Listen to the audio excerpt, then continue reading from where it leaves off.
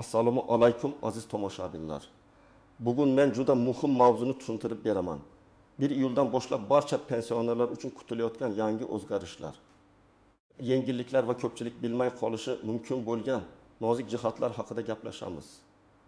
Bu ma'lumot faqat pensiya olayotgan insonlarga emas, ularning farzandlariga, nabiralariga parvarish qilayotgan yaqinlariga ham tegishli.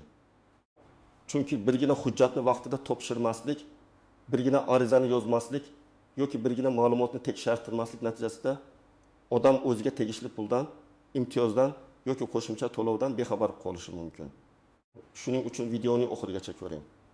Men sizga masalani oddiy tilda, misollar bilan kimga qanday ta'sir qilishini, kim xavotir olishi kerakligini, kim xotirjam bo'lishi mumkinligini va eng muhimi, bugundan boshlab nima qilish kerakligini tushuntiraman. Kanalga hoziroq obuna bo'ling, videoga like bosing. Chunki bunday ma'lumotlar ko'p oilalarga real foyda beradi. Avval pensiya masalalarida ko'pchilik bir xil muammoga duch kelardi. Pensioni odam pensiyasini oladi, lekin unga aynan qanday summa hisoblanganini, qaysi staj inobatga olinganini, qo'shimcha ustamalar bor yo'qligini, imtiyozli toifaga kirish-kirmasligini ko'pincha aniq bilmaydi. Ba'zi insonlar davlat o'zi biladi. Menga qancha chiqsa shuni olaman deb yuradi. Lekin amaliyotda shunday holatlar bo'ladiki, odamning mehnat staji to'liq kiritilmagan bo'ladi. Eski ish joyidan ma'lumotnoma yetishmaydi. Nogironlik guruhi, boquvchisini yo'qotganlik yoki yolg'iz yashash, parvarishga muhtojlik yoki boshqa holatlar bo'yicha qo'shimcha imkoniyatlar tekshirilmagan bo'ladi. 1 iyuldan boshlab asosiy e'tibor shunga qaratiladi. Pensionerlar o'z huquqlarini aniq bilishi, hujjatlari tartibga keltirilishi, to'lovlar, ustamalar, kompensatsiyalar yoki ijtimoiy yordamlar bo'yicha murojaat qilish jarayoni soddaroq bo'lishi kerak. Men buni syurpriz deb atashimning sababi shundaki, ko'p odamlar pensiya faqat har oy beriladigan bitta summa deb o'ylaydi. Aslida esa pensiya atrofida bir nechta muhim yo'nalish bor. Qayta hisoblash, yetishmayotgan stajni qo'shtirish, qo'shimcha ustamalarni tekshirtirish, ijtimoiy himoya daftarlari orqali yordam olish, kommunal yoki tibbiy imtiyozlar bo'yicha huquqlarni aniqlash. Oldin ko'plab pensionerlar idoraga borishdan cho'chirdi. Navbat, hujjat, tushunarsiz javoblar. Ertaga keling degan gaplar odamni charchatardi. Endi esa eng to'g'ri yondashuv shuki, har bir pensioner o'z ma'lumotlarini bir marta sinchiklab tekshirtirishi kerak. Chunki 1 iyuldan keyin ayrim hududlarda raqamlashtirish, ma'lumotlarni solishtirish, arizalarni qabul qilish va ijtimoiy yordamlarni aniqlash ishlari yanada faol bo'lishi mumkin. Bu degani, kimning hujjati to'g'ri va to'liq bo'lsa, u o'ziga tegishli imkoniyatdan tezroq foydalanadi. Kim keyin ko'raman deb yursa, o'sha imkoniyatni kechroq olishi yoki umuman bilmay qolishi mumkin. Birinchi navbatda pensionerlar 3 ta narsani bilishi shart. Birinchisi, hozir olayotgan pensiya summasi qanday shakllangan? Ikkinchisi, mehnat staji to'liq kiritilganmi yoki yo'qmi? Uchinchisi, qo'shimcha to'lov yoki imtiyozga asos bo'ladigan holatlar bormi? Men ko'p hollarda odamlar aynan shu 3 narsani bilmagani uchun zarar ko'rganini ko'raman. Masalan, bir otaxon 30 yil ishlaganman deb o'ylaydi, lekin pensiya hujjatlarida 24 yil ko'rsatilgan bo'lishi mumkin. Nega? Chunki 1990 yillardagi bir korxona yopilib ketgan, arxiv hujjati topilmagan, ish haqi ma'lumotnomasi yetkazilmagan yoki mehnat daftarchasidagi yozuv aniq o'qilmagan. Agar otaxon buni tekshirtirmasa, u har oy kamroq pensiya olib yuraveradi. Faraz qilaylik. Yetishmayotgan 6 yil staj sabab pensiyada oyga 1-2 ming so'm farq chiqadi. Bir qaraganda bu juda katta pul emas deb tuyuladi. Lekin 2 oyda 1 million dedim ming so'm bo'ladi. 3 yilda esa 4 million so'mdan oshadi. Pensioni uchun bu dori darmon, oziq-ovqat, kommunal to'lov yoki nabaraskiy yordam degani. Yana bir misol. Bir onaxon umr bo'yi maktabda ishlagan, lekin pensiyaga chiqqanda ayrim davrlar to'liq kiritilmagan. U menga shuncha chiqdi, demak shuncha ekan deb yuradi. Farzandi esa bir kun hujjatlarni ko'rib, ish stajida uzilish borligini payqaydi. Arxidan ma'lumotnoma olinadi, pensiya bo'limiga ariza beriladi, ya qayta hisoblash so'raladi. Natijada pensiya summasi oshishi mumkin. Ba'zi hollarda oldingi davr uchun ham qayta ko'rib chiqish imkoniyati bo'ladi, lekin bu har bir holatning hujjatiga va amaldagi tartibga bog'liq. Shuning uchun men doimo aytaman, avval tekshirtiring, keyin xulosa qiling. Kimlar alohida e'tibor berish kerak? Birinchi guruh, mehnat staji uzoq bo'lgan, lekin pensiyasi juda past chiqayotgan odamlar. Agar odam 35-40 yil ishlagan bo'lsa-yu, pensiyasi minimal darajaga yaqin bo'lsa, albatta hujjatlarni tekshirdirish kerak. Bu har doim xato bor degani emas, lekin tekshirish zarar qilmaydi. Ikkinchi guruh turli tashkilotlarda ishlagan, korxonasi yopilib ketgan, mehnat daftarchasida yozuvlari chalkash odamlar. Uchinchi guruh nogironligi bor pensionerlar, yakka yolg'iz yashaydiganlar. Qaramog'ida mehnatga layoqatsiz oila a'zosi bo'lganlar. To'rtinchi guruh pensiyaga chiqqandan keyin ham ishlayotganlar. Chunki ishlayotgan pensionerlarning ayrim ma'lumotlari, daromadlari va ijtimoiy to'lovlari alohida tartibda ko'rib chiqilishi mumkin. Kimlar uncha xavotir olmasligi mumkin. Agar siz yaqinda pensiyaga chiqqan bo'lsangiz, barcha hujjatlaringiz elektron bazada to'liq bo'lsa, ish stajingiz, ish haqi ma'lumotlaringiz va shaxsiy ma'lumotlaringiz to'g'ri kiritilgan bo'lsa, sizda katta xavotir uchun sabab kamroq. Lekin baribir men yiliga kamida bir marta o'z pensiya ma'lumotlaringizni tekshirtirishni maslahat beraman. Chunki tizimdagi ma'lumotlar familiya o'zgarishi, pasport yangilanishi, bank kartasi muddati, yashash manzili kabi oddiy ko'rinadigan narsalar ham keyinchalik to'lovlarda kechikishga sabab bo'lishi mumkin. Yana bir real hayotiy vaziyatni olaylik. Pensioner ayolning turmush o'rtog'i vafot etgan. U o'z yoshiga doir pensiya oladi, lekin boquvchisini yo'qotganlik bo'yicha boshqa tartiblar yoki qo'shimcha ijtimoiy yordamlar haqida umuman so'ramagan. Ba'zan odamlar men allaqachon pensiya olaman, boshqa hech narsa berilmaydi deb o'ylaydi. Aslida esa ayrim holatlarda ijtimoiy himoya organlari orqali alohida yordam, mahalla orqali moddiy ko'mak, tibbiy xizmatlar bo'yicha yengilliklar yoki boshqa qo'llab-quvvatlash shakllari mavjud bo'lishi mumkin. Bularning barchasi avtomatik kelib qoladi deb o'ylash noto'g'ri. Ko'pincha murojaat qilish, holatni tasdiqlash va hujjat topshirish talab qilinadi. Men pensionerlarga shuni aniq aytaman. 1 iyuldan keyingi har qanday yangilikni eshitganingizda faqat mish-mish bilan yurib qolmang. Hammaga pul qo'shilar ekan. Hamma pensionerga bir martalik yordam berilar ekan. Ariza yozmaganlarga berilmas ekan degan gaplar tez tarqaladi. Lekin har bir gapning rasmiy manbasi bo'lishi kerak. Pensiya jamg'armasi, mahalla, tuman ijtimoiy himoya bo'limi, may.uz, davlat xizmatlari markazi yoki rasmiy Telegram sahifalar orqali tekshirish zarur. Chunki firibgarlar ham aynan shunday paytlarda faollashadi. Endi eng muhim nozik jihatlarga o'tamiz. Birinchi nozik jihat. Hamma pensionerga bir xil summa qo'yishadi deb o'ylash xato. Pensiya masalasida odamlarning holati turlicha. Kimning staji ko'p, kimning staji kam, kim imtiyozli toifada, kim oddiy yoshga doir pensiyada, kim nogironlik pensiyasida, kim o'quvchisini yo'qotganlik bo'yicha to'lov oladi. Shuning uchun yangilik bo'lsa ham uning ta'siri har bir odamda bir xil bo'lmasligi mumkin. Bir kishida 40 ming so'm farq bo'lishi mumkin. Boshqa kishida 200 ming so'm. Yana boshqa kishida esa umuman farq bo'lmasligi mumkin. Bu adolatsizlik emas, bu hisob-kitob asoslarining har xil ekanidan kelib chiqadi. Ikkinchi nozik jihat. Ariza yozish kerak bo'lgan holatlar bor. Avtomatik hal bo'ladigan holatlar bor. Masalan, umumiy indeksatsiya yoki davlat tomonidan belgilangan oshirish bo'lsa, odatda u avtomatik qo'llanadi. Lekin sizning shaxsiy hujjatingizda yetishmayotgan staj, noto'g'ri familiya, eski ish joyidan ma'lumotnoma, nogironlik hujjati yoki qaramog'ingizdagi shaxs haqidagi ma'lumot bo'lsa, buni avtomatik tizim bilmasligi mumkin. Bunday vaziyatda sizning arizangiz hal qiluvchi ahamiyatga ega. Uchinchi nozik jihat, bank kartasi va to'lov usuli. Ko'p pensionerlar pensiyani bank kartasiga oladi.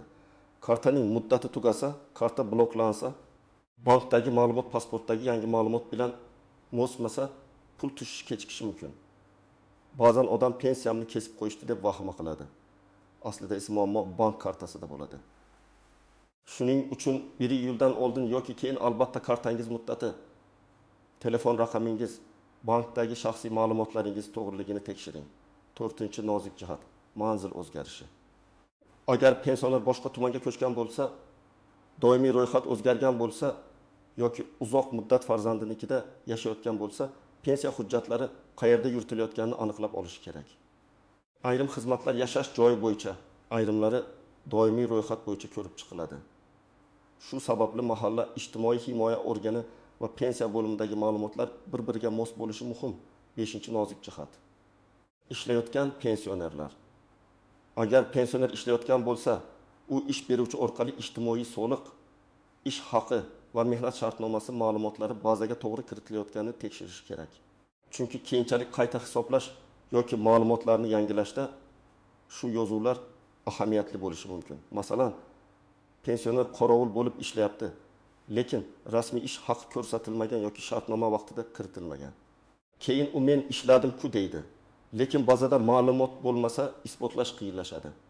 6-nozik jihat, telefon orqali keladigan aldovlar. Men buni alohida ta'kidlayman. Agar kimdir sizga qo'ng'iroq qilib, 1 iyuldan pensionerlarga pul tarqatiladi, kartangiz raqamini ayting, SMS kodini ayting, plastik kartangizni tekshirib beramiz desa, darhol suhbatni to'xtating. Hech qachon SMS kodini aytmang. Hech qachon karta orqasidagi raqamni bermang. Hech qachon notanish havolaga kirmang. Davlat organlari sizdan telefon orqali bank kartangizning maxfiy ma'lumotlarini so'ramaydi. Firibgarlar aynan pensionerlarning ishonchligidan foydalanadi. 7-nozik jihat, qo'shnim oldi, men olmadim degan taqqoslash. Bu juda ko'p uchraydi. Qo'shningizga qo'shimcha to'lov chiqqan bo'lishi mumkin, chunki uning nogironligi bor, qaramog'ida odam bor. Yakka yashaydi yoki staji qayta hisoblangan. Sizda esa boshqa holat. Shuning uchun qo'shni bilan taqqoslash o'rniga o'z hujjatingizni tekshirtiring. Men har doim raqam bilan gapirishni maslahat beraman. Pensiya tayinlangan sana. Staj yillari, o'rtacha ish haqi, qo'shimcha toifalar, bank rekvizitlari. Mana shu ma'lumotlar aniq bo'lsa, savolga ham aniq javob topiladi. Endi eng kerakli qismga o'tamiz. Siz bugun nima qilishingiz kerak? Men buni bosqichma-bosqich aytaman. Birinchi qadam, hujjatlaringizni yig'ing. Pasport yoki ID karta, pensiya guvohnomasi, mehnat daftarchasi, eski ish joylaridan ma'lumotnomalar, arxiv hujjatlari, nogironlik bo'yicha ma'lumotnoma. Nikoh yoki familiya o'zgargani tasdiqlovchi hujjatlar, bank kartasi ma'lumotlari, yashash manzili bo'yicha hujjatlar tayyor bo'lsin. Agar barcha hujjat sizda bo'lmasa, hech bo'lmasa borlarni alohida papkaga solib qo'ying. Farzandlaringizdan yordam so'rang. Hujjatni telefon orqali rasmga olib, alohida saqlab qo'yish ham foydali. Ikkinchi qadam, pensiya bo'limiga yoki davlat xizmatlari markaziga murojaat qiling. Mening pensiyam qanday hisoblanganini tekshirib berishingizni so'rayman deb murojaat qiling. Agar sizda shubha bo'lsa, arizada aniq yozing. Mehnat stajim to'liq inobatga olinganini tekshirishni so'rayman. Faloni yillardagi ish davrim qo'shilmagan bo'lishi mumkin. Arxiv ma'lumotnomamni pensiya hisob kitobiga kiritishni so'rayman. Ariza qanchalik aniq bo'lsa, javob ham shunchalik aniq bo'ladi. 3-qadam, mahallaga boring.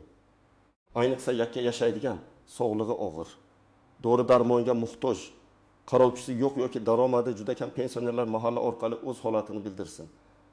Mahalla faqat ma'lumotnoma beradigan joy emas. Hozir ijtimoiy himoya tizimida mahalla orqali ehtiyojmand oilalar, yolg'iz keksalar, parvarishga muhtoj insonlar aniqlanishi mumkin. Siz menga hech narsa kerak emas deb uyda o'tirsangiz, tizim sizning real holatingizni bilmasligi mumkin. 4-qadam, rasmiy manbalarni kuzating. Pensiya jamg'armasining rasmiy xabarlari, ijtimoiy himoya milliy agentligi, may.uz. Tuman hokimligi va mahalla orqali beriladigan e'lonlarni tekshiring. Lekin faqat bitta Telegram kanaliga ishonib qolmang. Agar xabarda hamma pensionerga falon summa beriladi deb yozilgan bo'lsa, uning rasmiy qarori, sanasi, tartibi va kimlarga tegishli ekani ko'rsatilgan bo'lishi kerak. 5-qadam, bank ma'lumotlaringizni yangilang. Kartangiz muddati tugamaganmi? SMS xabarnoma ulanganmi? Telefon raqamingiz o'zingizniki emasmi? Kartangizga begona odam ulanmaganmi? Bularni tekshiring. Agar pensionerning kartasi farzandida bo'lsa ham, SMS kodlar va parollar xavfsiz bo'lishi kerak. Men ko'p oilalarda shuni ko'raman. Karta nevarada, telefon boshqa odamda. Pensioner esa pul qachon tushganini ham bilmaydi. Bu to'g'ri emas. Pensioner o'z pulining egasi, uning roziligisiz hech kim mablag'ni ishlatmasligi kerak. 6-qadam, yozma javob talab qiling. Agar siz murojaat qilsangiz, og'zaki hammasi joyida degan javob bilan cheklanib qolmang. Kerak bo'lsa yozma javob so'rang. Chunki yozma javobda qaysi davrlar kiritilgani, qaysi hujjat yetishmasligi, nima sababdan qayta hisoblanmagani ko'rinadi. Keyin siz yuqori tashkilotga murojaat qilmoqchi bo'lsangiz, aynan shu yozma javob asos bo'ladi. 7-qadam, agar ota-onangiz pensioner bo'lsa, ularni yolg'iz qoldirmang. Ko'p keksalar idoraga borishga uyaladi. savol berishga tortinadi. Telefon orqali aldovga ishonib qoladi. Farzand sifatida siz bir kun vaqt ajrating. Ota-onangizning pensiya summasini, hujjatlarini, kartasini, dori-darmon xarajatlarini, mahalla ro'yxatlarida bor yo'qligini tekshiring. Bu nafaqat moddiy yordam, bu hurmat va mas'uliyat hamdir.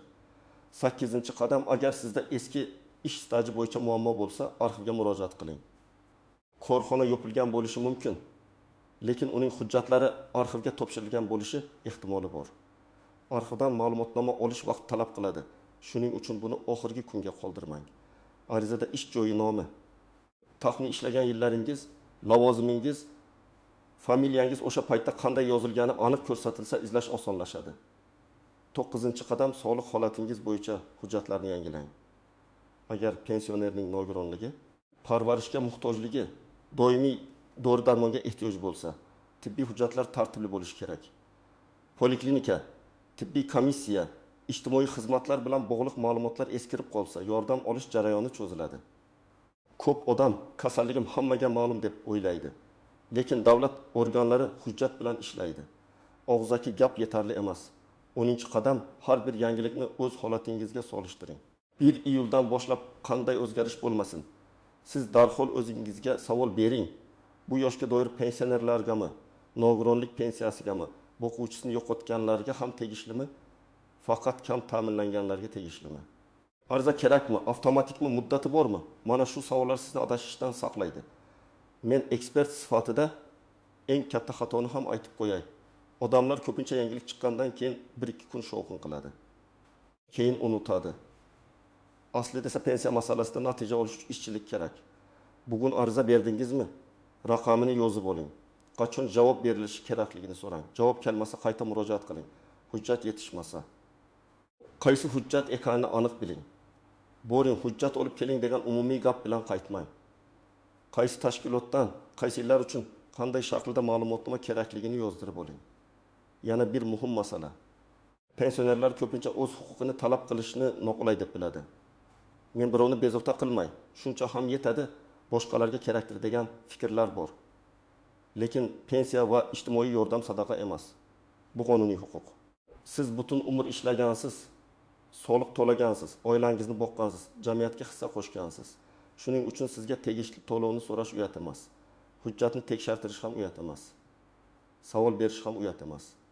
Aziz tomoshabinlar, 1 iyuldan pensionerlar uchun eng muhim masala shuki, yangiliklardan bexabar bo'lmang. Hujjatlaringizni tartibga keltiring. Pensiyangiz qanday hisoblanganini tekshirtiring. Qo'shimcha imkoniyatlar bo'yicha mahalla va mas'ul idoralarga murojaat qiling.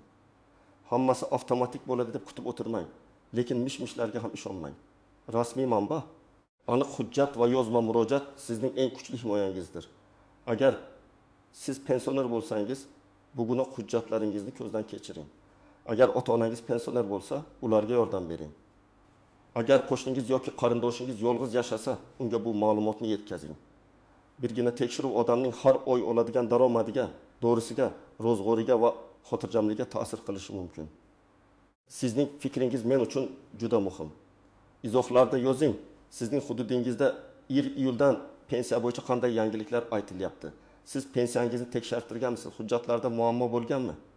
Videoga like bosing. Kanalga obuna bo'ling va yaqinlaringizga ulashing. Chunki bu ma'lumot bir oilaning emas, minglab pensionerlarning manfaatiga xizmat qilishi mumkin.